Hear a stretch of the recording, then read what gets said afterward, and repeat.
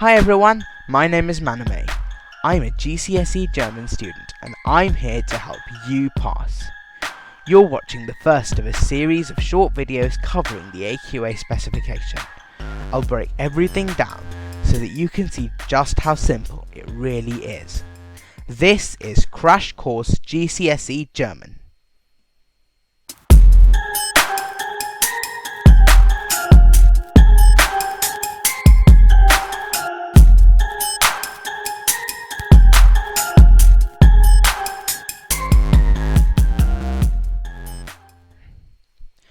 So, the first video in the Crash Course German introduces the AQA GCSE, and the first question you might have is, wait, what do I do if I'm not taking the AQA GCSE?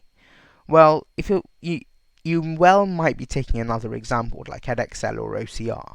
An exam board is the company which will set and mark your exams. In that case, just hang in there, because there'll be a lot of relevant content in future videos which will help you revise too. But for those people like me who are taking the AQA exam, it is quite a popular board. Follow along with me and we'll go through the AQA exam to introduce you to the GCSE specification. During the course, we'll delve deep not only into the logical world of the German language, but also the rich culture that surrounds it, and you'll be able to show off your knowledge about those two things, not only your language skills, but also your cultural awareness in the assessments you'll take at the end of the course. During the course, if possible, try to visit Germany or a German-speaking country. Your school might even be organising a visit or exchange trip, so ask your teacher. Now, I learnt a lot, especially on the cultural awareness side, during the German exchange. For those of you who don't know, an exchange trip is where you go to Germany for a week and you stay in a German family and go to a German school, which can help you really relate with and connect with the German culture and the people. Your school might be organising a visitor exchange, as I said, but if not, still try to visit, because especially in the writing test, when you talk about culture, you'll really be able to connect with and say, hey, I remember that when I went to Germany, things like that. So, in terms of the actual course, when you want to look at exactly what you need to learn for your exams and assessment, and this is for any subject, not just German, the specification is the go-to document which you'll find on your exam board website. Now, for German, I really don't think that it would be very productive or helpful in this video to just take the specification and go through it, because most of it would just be me reading it out. So the best thing to do is download a copy for yourself and go through it with your teacher if you need to, at the web link which you'll see on the screen, www.aqa.org.uk/8668. That is www.aqa.org.uk/8668. Now, the GCSE German specification, or rather the GCSE specification for AQA Modern Foreign Languages, is split up into three broad themes, and these are further split up into topics. Now, theme 1 is called Identity and Culture, and it's about who you are, the culture around you. And the first topic is me, my family and friends, where you talk about your relationships with family and friends and your opinion on marriage and partnership. The second topic is technology in everyday life. You discuss how technology has affected the world, social media and mobile technology. The third topic is slightly more broad, which is why it's got three subtopics: free time activities, including music, cinema and TV, food and eating out, and sport. You might not be sporty, you might not be musical, you might even be a fussy eater, but because this topic is so broad, you'll be able to relate to something within the topic, definitely. Trust me. The fourth topic in identity and culture is customs and festivals, and this is a great opportunity for cultural awareness. You'll learn about Germany and customs, as well as festivals in Germany and German-speaking countries. You might even be able to talk about festivals in your own culture, and learn to express that in German, to be able to talk about yourself. Theme 2 is called Local, National, International and Global Areas of Interest. And this is rather confusing and might not mean anything at first glance, but basically what it means is issues and kind of topical things going on in the world that we live in your local area, in your country, internationally, and around the world. So we start kind of on the local bit with number 5, topic 5, which is hometown, neighbourhood, and region. We talk about your home and your local area where you live and kind of things that you do there. Number 6, topic 6 rather, is social issues. You talk about charity and voluntary work, and healthy and unhealthy living. Topic 7, you talk about global issues, so environment and poverty. You talk about things like climate change, global warming, homelessness, and kind of how we can help the less fortunate as well. And finally, topic 8, again an opportunity for cultural awareness, especially about Germany and its various states and regions, travel and tourism, holidays and travel, regions of Germany, and you might even be able to talk about your own kind of travel experience in the speaking and writing too. Theme 3 is a bit smaller. It's still got 4 topics, which are my studies, life at school or college, education post-16, and jobs, career choices and ambitions.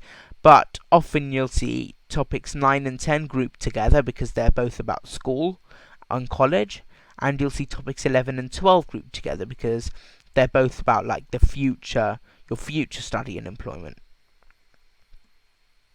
So those are the 3 themes and topics you'll be studying as part of the course.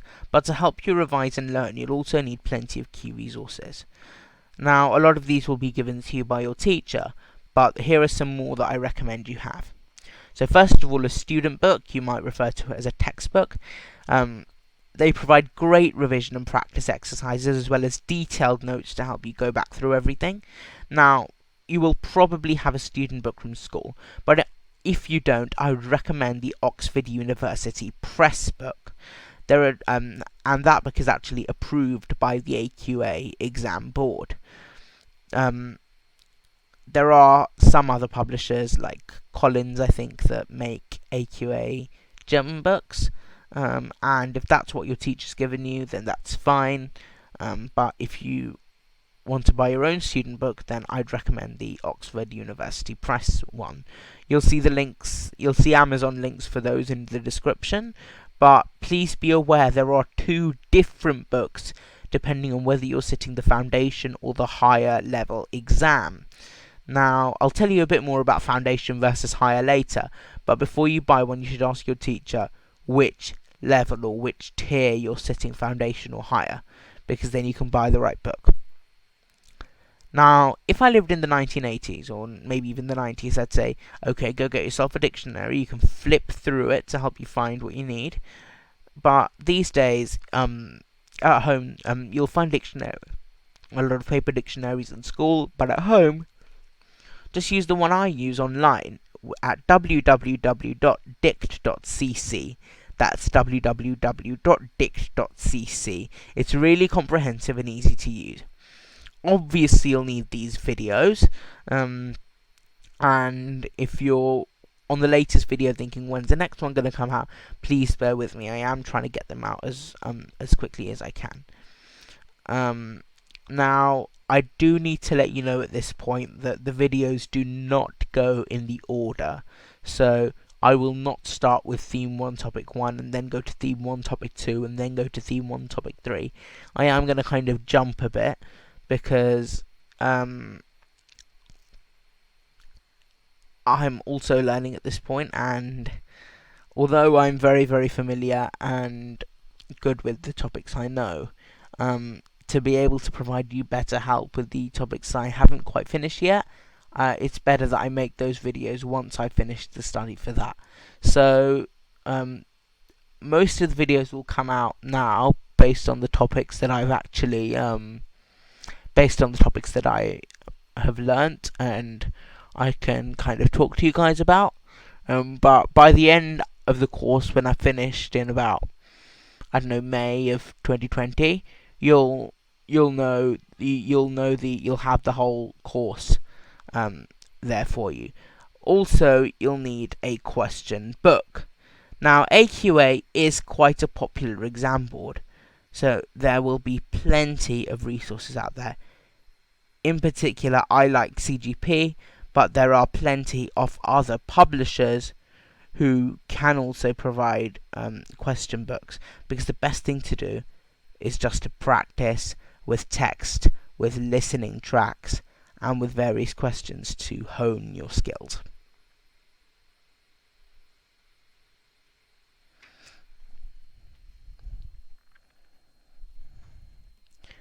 So, you might be asking me which skills you're going to develop, and there are plenty of skills you'll actually develop during the course of the exam. And obviously, these skills are the reason why you're taking GCSE German, and they'll be very, very valuable in being able to communicate with others in German speaking countries and Germany, and just in German in general. So, obviously, reading and dealing with authentic text and literature is very important. Your listening skills, being able to listen to spoken German, learning vocabulary, which will help you express and understand, writing, translation skills, obviously, so you can help other people understand German, building grammar knowledge, the grammar that's involved, and obviously your speaking skills to be able to speak to other people. And this is probably the part you've all been dreading, how you're assessed. Now, this course, like many others, is linear. All assessments take place at the very end of the course. Previously, a lot of courses used to be modular in that you used to do one topic and then you'd do a piece of coursework or a short exam or controlled assessment, and then you'd move on to the next topic, and your grade would make up your assessments for each of those topics. But not very many specifications these days are still modular. Most are linear in that all the assessments take place at the very end of the course. And for German, there are 4 assessments, I'll tell you about those later, which you'll all do once you've finished the course. Understanding and expressing yourself in both spoken and written German is important. So, understanding spoken German is listening, expressing yourself in spoken German is speaking, obviously. Understanding written German is reading, and expressing yourself in written German is writing. And the exams are literally just listening, speaking, reading, and writing. Now, this is one of very few specifications that still have 2 tiers. Foundation tier exams are simpler. It's grades 1 to 5. Higher tier exams are a bit more detailed, grades 4 till 9. Now, your teacher will decide which tier you're going to take based on your skill level. The reason why you don't choose is because you might think, hey, I can sit the higher tier exam, but if it proves too hard for you, then you'll drop off the end of the grade 4, you'll fail, and you'll have to do everything again. So it's best to just take the tier that your teacher recommends you for. Now, let's go into the 4 different types of test. Now, the listening test, you write your answers on the question paper. Foundation tier, there are 40 marks, 35 minutes. Higher tier is 50 marks, 45 minutes.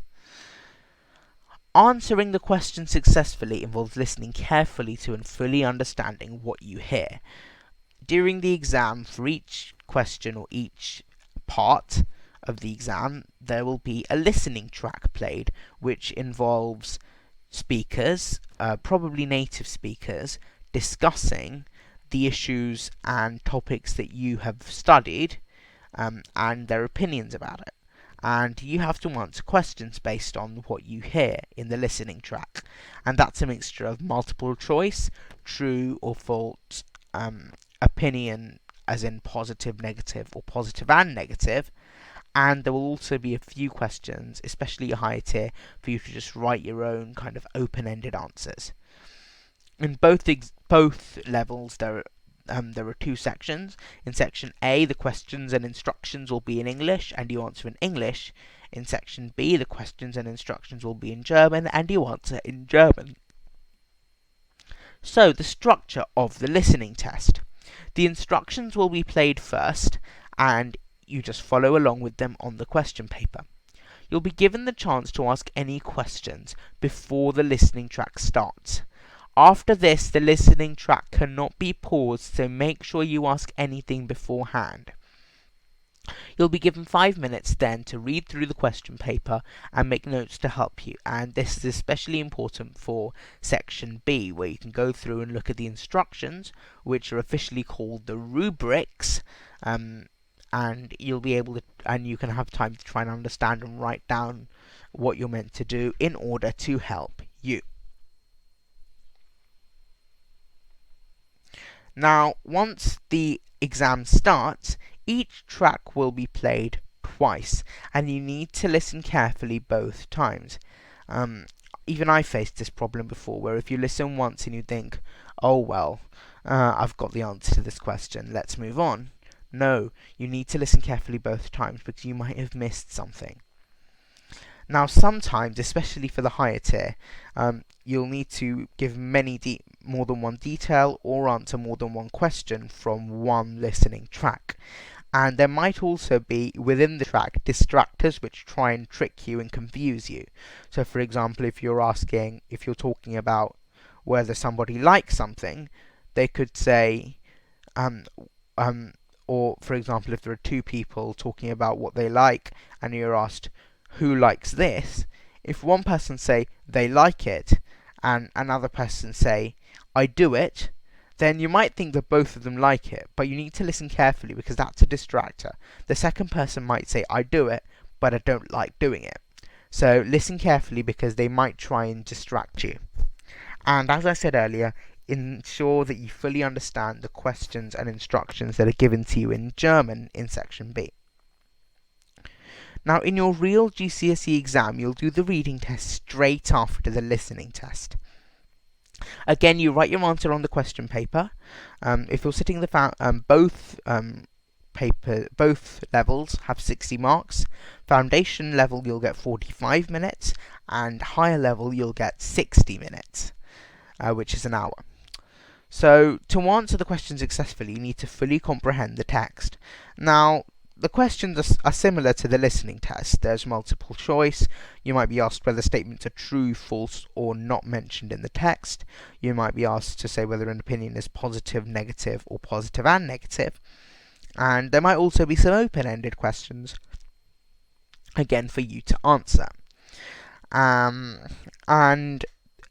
In the listening, you actually listened out for that information, but in the reading, you'll see various texts which you can read and understand. At the end, there's also a translation from German into English. It's 9 marks, and for foundation, you'll be translating at least 35 words, higher tier at least 50 words. All the instructions are given on the front of the question paper. Foundation is 45 minutes, 60 marks. Higher is 60 minutes, 60 marks. Read each text carefully and answer the questions. There are 3 sections. Like the listening test, section A is questions and instructions in English, answer in English. Section B is questions and instructions in German, answer in German. But there's also section C, which is translating a passage from German into English. Then there's a writing test. It's also a written exam, and it's based on extended response, creative writing style questions. It's a chance to really show off your language skills in a much more personal response, which is much more original, and you can put your own ideas and thoughts into it.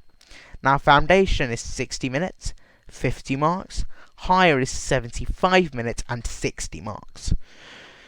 The paper and its structure, unlike the other two, is very different for foundation versus higher. So, if you're sitting the foundation paper, the first question is called a message question. You're given a photo, and you have to write 4 sentences in response to that, and those sentences are worth 8 marks. Question 2 is a short passage question. You're given 4 brief bullet points and you have to respond to each of them writing a short, continuous passage of approximately 40 words. And that is worth 16 marks. Question 3 is a translation from English into German, which is a minimum of 35 words, 10 marks. And question 4 is a structured writing task. You respond to 4 compulsory detailed bullet points. You choose one out of a choice of 2 questions, so there are 2 choices of question and you choose one, and you write about 90 words, and that is worth 16 marks. Now, if you're sitting the higher tier, question 4 of the foundation tier, which is the structured writing task, is the same as question 1 of the higher tier. You get to choose one out of the 2 questions, about 90 words responding to the 4 compulsory detailed bullet points. Question 2, however, is what's called an open-ended writing task. You only get 2 compulsory detailed bullet points.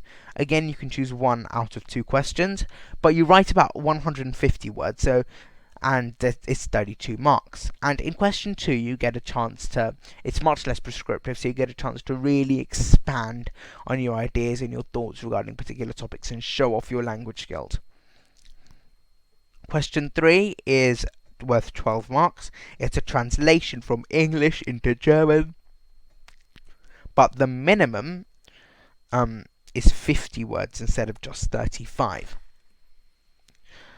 And the 4th test is speaking. Now, obviously, you can't do a written exam for the speaking test, but officially the exam board calls it a non-exam assessment, or an NEA.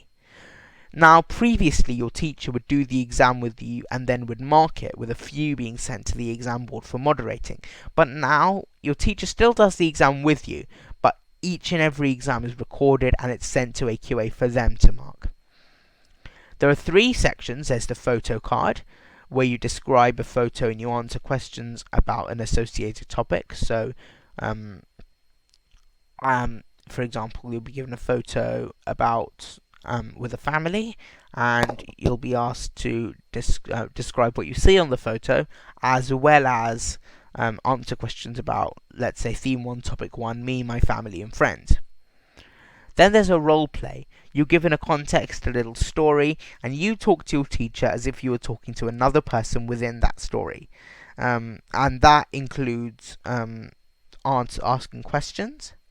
There's a general conversation, finally, which is worth twice as many marks, which is worth more marks than the twice as many are higher, but at foundation I think it's just worth more marks than the photo card and the role play.